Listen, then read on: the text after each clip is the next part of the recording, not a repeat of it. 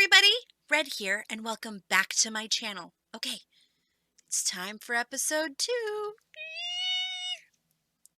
2. Previously on Hunt a Killer Horror, Blair Witch. Our contact for this case is a one Rosemary Kent, and she is living through every parent's greatest nightmare. The last time that Rosemary saw her son was while she was working at the Silver Moon Diner. It looks like our dear Liam is trying to bring his father back.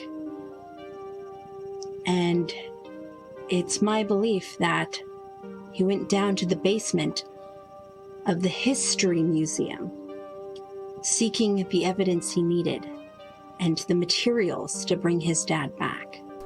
Liam was hanging out in the basement of the History Museum. I mean, why? Liam's been here! Oh my god! This is his pencil case, and there are all kinds of notes. Oh my god. This handwriting is... This is HUD's. HUD wrote one of these notes. I'm going to try to find some more evidence, and then I'll send everything over to you. Thank you. Thank you so much. You've just gotten me closer to my son than I have been in months. And now, Rosemary's new evidence package. I arrived at my desk today to find my good boy partner Loki had left me a little present. No, not that kind of present. It was the long-awaited package from Rosemary Kent.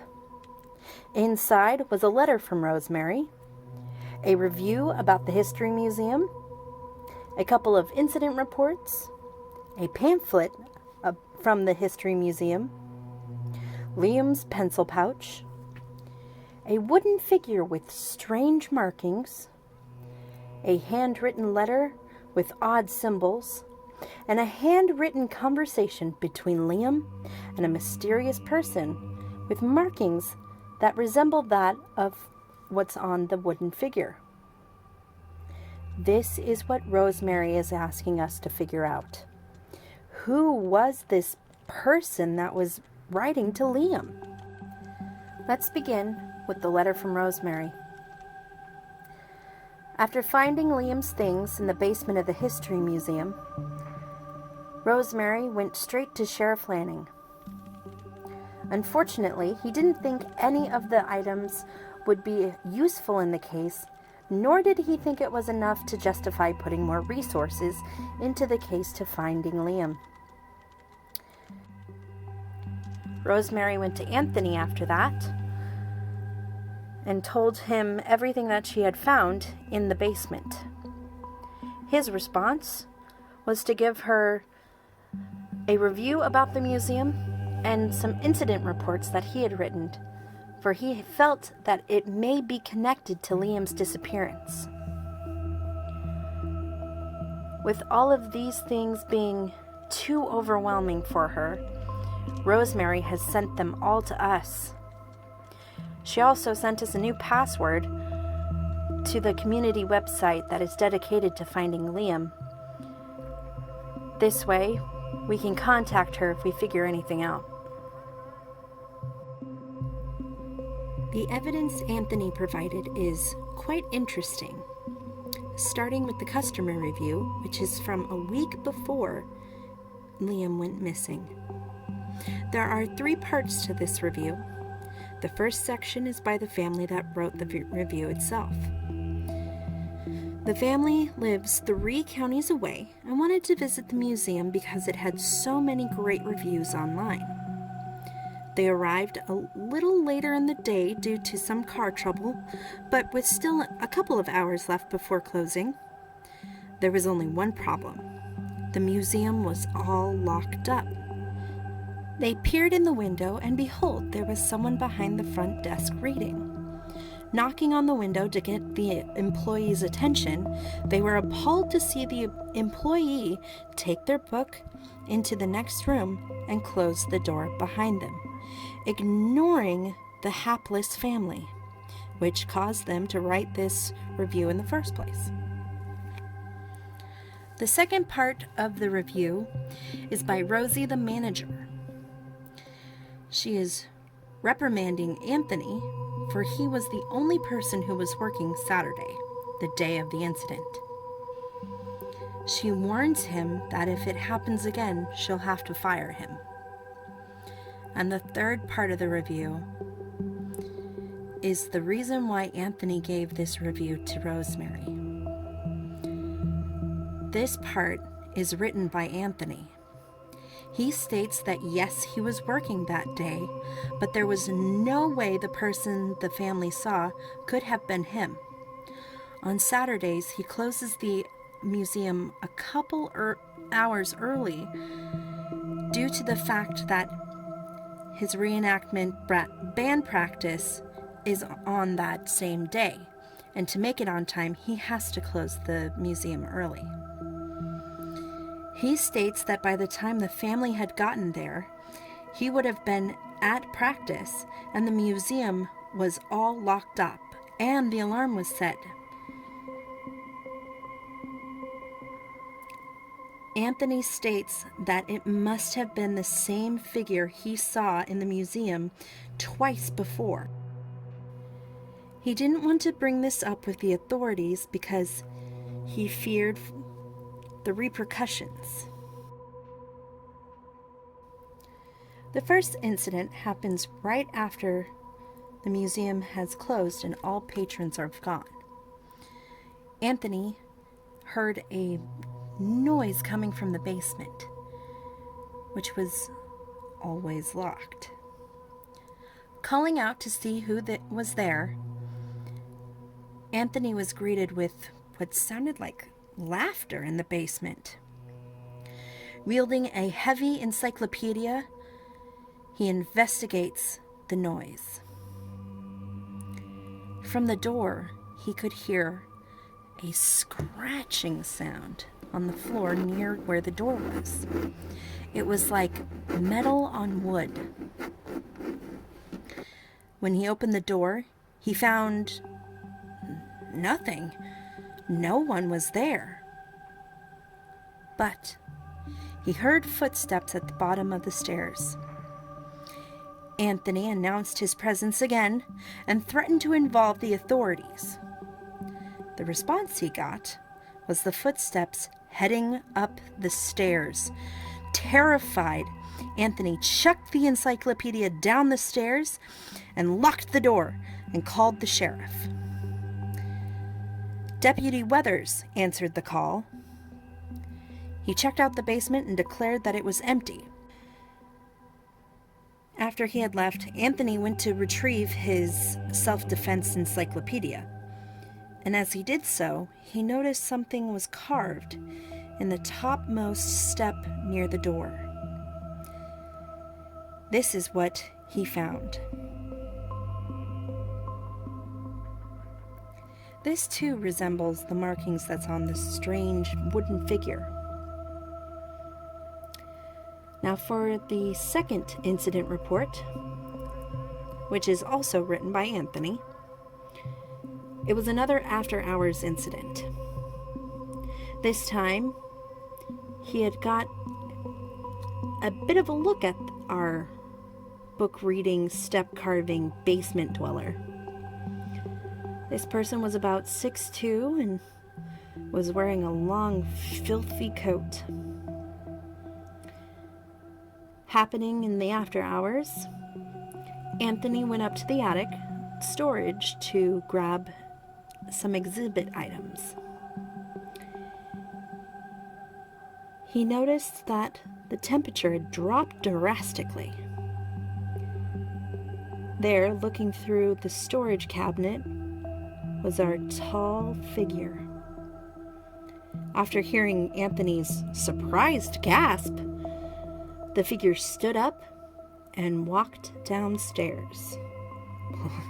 Anthony hid in the attic out of self-preservation and called the sheriff's office again.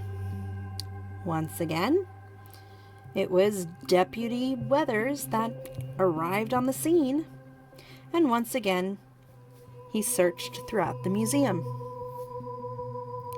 Weathers, with the threat of prosecuting poor Anthony for a waste of police resources, Weathers leaves Anthony alone in the museum to figure out what happened.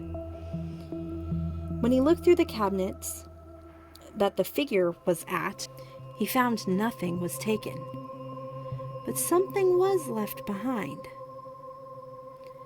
A talisman of a human figure. Now, some believe that it's connected to the unexplained deaths and disappearances around town, because the figure always shows up near these scenes.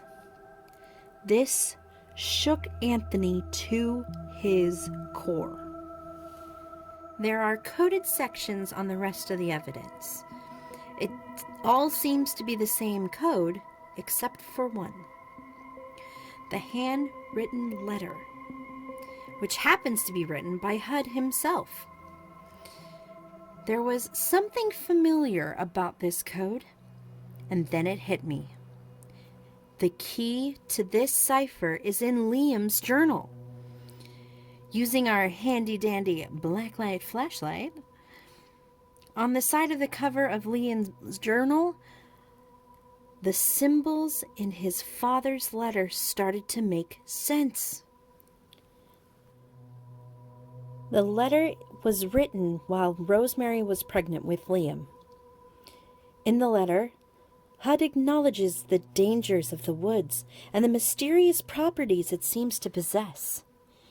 Even though the woods was a very special place for him and Rosemary, he can no longer risk something happening to him, with his first child due very soon. As a goodbye to the woods, he puts the letter in an old hollow of an ashen white tree. Little did he know how much those woods would actually impact his and his son's lives. Moving on to the pamphlet. Trusting my gut, I used the blacklight on the pamphlet, and lo and behold, Liam wrote some notes of his own. It too had the same markings as the wooden figure and the conversation. I realized that this was another substitution cipher. The wooden figure says Liam. The steps gave me chills as it says, "I'm not finished yet." The pamphlet speaks of activities around the town and minor things of note, but Liam's notes further show that his belief in the Blair Witch and her ability to get his father back. But now, for the written correspondence between Liam and our mysterious figure.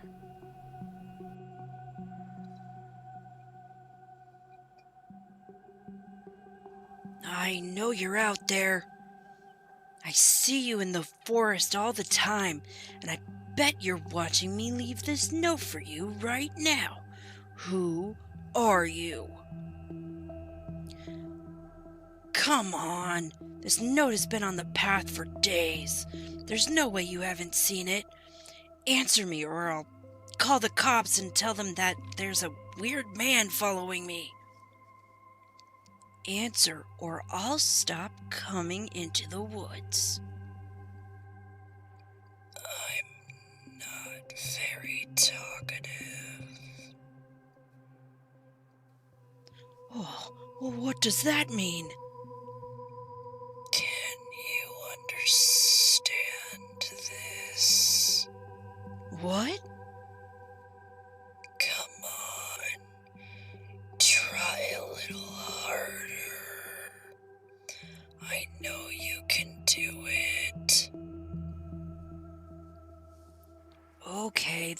so that took me forever to work out, but I think I get it now. Like this? Yes, that's it. Very clever. Your father must have been very proud. I think he was. Or at least, I hope so. You know, I thought you were him at first. I'd see you out in the forest, out near where it happened. And I'd think about all the stories there are about this place. There's tons of evidence that time and space don't work out here like they do everywhere else. Even my dad said so sometimes. Plus, I mean, if people can vanish easily in the forest without any explanation, oh, why shouldn't they be able to reappear too? They almost never find bodies when people go missing, even when they search for them months and months. I figured that might mean that people who die in the forest don't really die. I guess I was wrong, though. That's a very interesting theory, Liam. Wouldn't be so quick to discount it. You know my name? Does it frighten you that I do? I mean, yes, but at the same time, you've had a million chances to attack me or murder me or whatever since I've come out here alone pretty much every day for the past few years. And you haven't done any of those things, though, which makes me think you might not be out to get me. But what are you doing then? What are you? I'm more of an absence than a presence.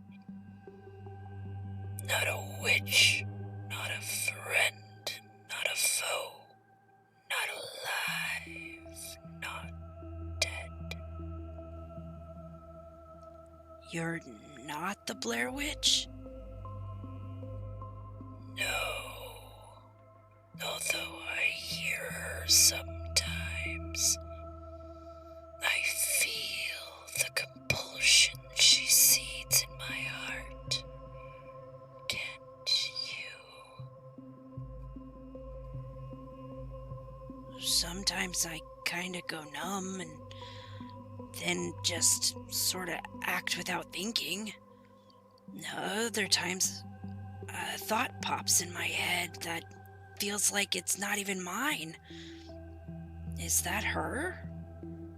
It happens most often when I'm out walking in the forest.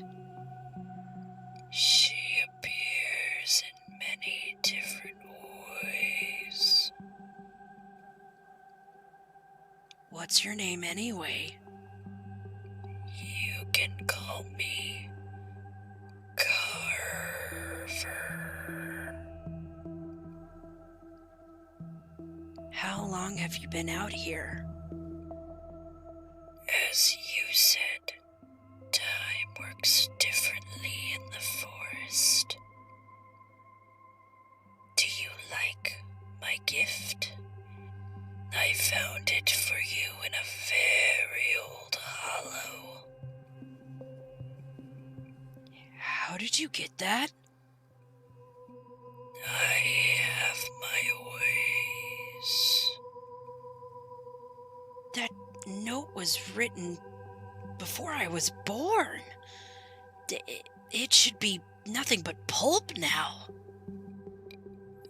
As you said, time works differently in the forest.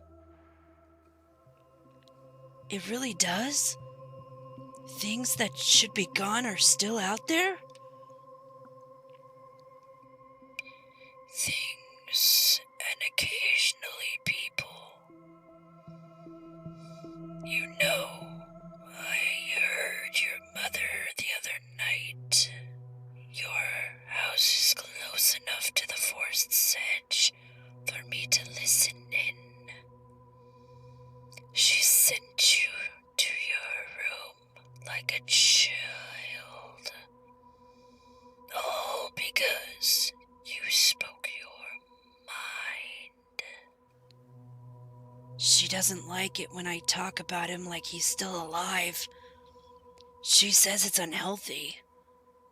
She doesn't get that the real unhealthy behavior would be to give up on him if there's still a chance he's still out there. Is he? Is my dad out in the woods? Oh, please tell me.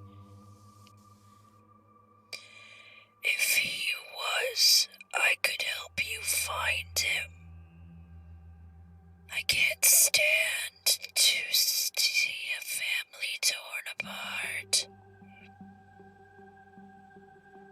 You know, he wasn't able to finish his last words to you before he choked on his own blood.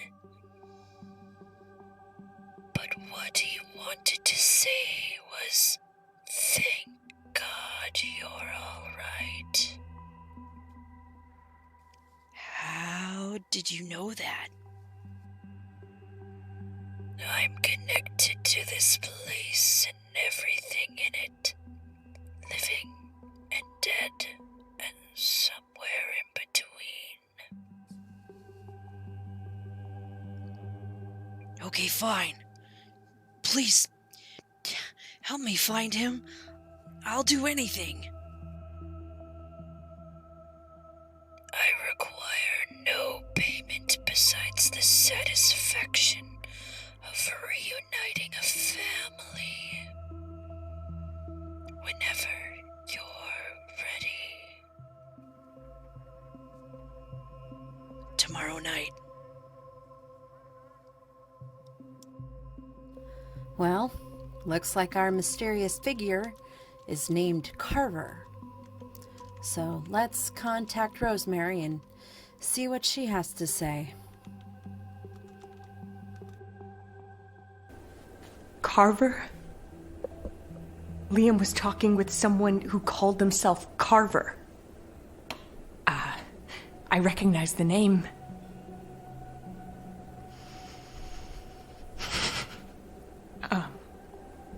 Something like 20 years ago, a boy was taken into the forest.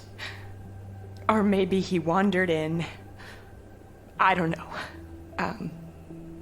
When they sent people out to look for him, they found all kinds of strange carvings on the trunks of trees. People in town started to call whoever left those markings the Carver, and the name stuck.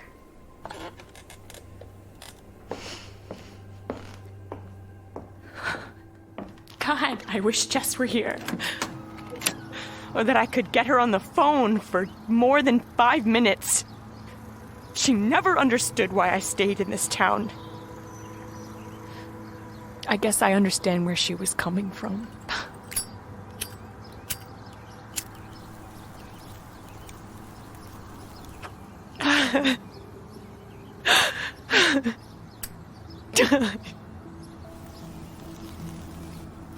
Whoever this complete and utter son of a bitch may be, we're clearly dealing with someone twisted. I mean, who knows what he's done to Liam, or what he could still be doing. No. If I think about that, I'm gonna lose it.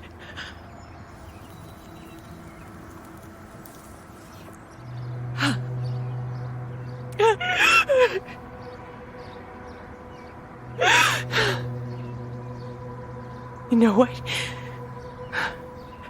This will help us get the search parties going again. Sheriff Lanning has a personal stake in this now. When his uncle was sheriff in the 90s, he oversaw the Carver case. I'm going to call Lanning's office right now, and then we're going to round up anyone who will follow me into the forest. I'm going to go back in there, and I'm going to find Carver. And when I do, I'm going to make him feel the same misery and pain that he's put my family through. Looks like we were right about Carver. But is Rosemary going to get to him in time to be able to save Liam?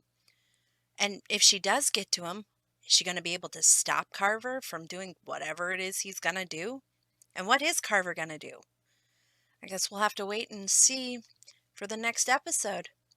Thank you for watching this episode. And if you liked it, remember to like, comment, and subscribe. And if you're feeling saucy, ring-a-ding-a-ding that bell. Thank you for watching.